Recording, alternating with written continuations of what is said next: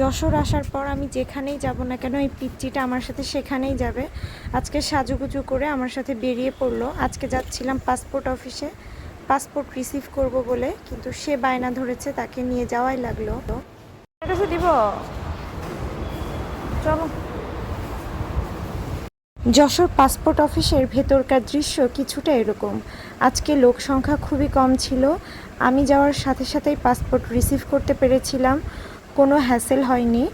গত রোজার ঈদে এসে আমি পাসপোর্ট বানাতে দিয়েছিলাম, তার 1 মাসের মধ্যেই মেসেজ এসেছিল, কিন্তু আমি যেহেতু এখানে থাকি না এই কারণে রিসিভ করা হয়নি। কুরবানি ঈদে এসেছি রিসিভ করার জন্য।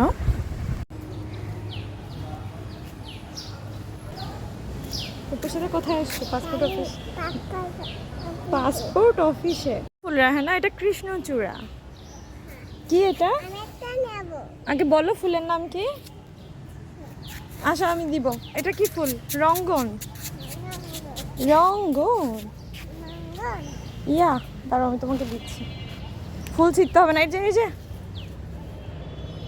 কি ফুল এটা? রং ফুল। ওকে। আসার সময় গরম গরম সিঙ্গারা দেখে ভাবলাম আমি আমার ফ্যামিলির জন্য নিয়ে যাই। আমার আম্মার খুবই পছন্দ গরম সিঙ্গারা। পিচ্চি আমার সাথে দাঁড়ায় আছে, বললাম কি খাবা? সে বলে আমি কিছুই খাবো না।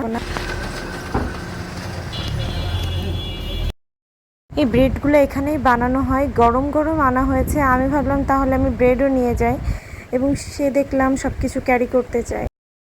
মাঝখানে একজন ভিক্ষুক আসলো, আমি বললাম ভিক্ষা দিতে পারবো না, ব্রেড নিলে দিব।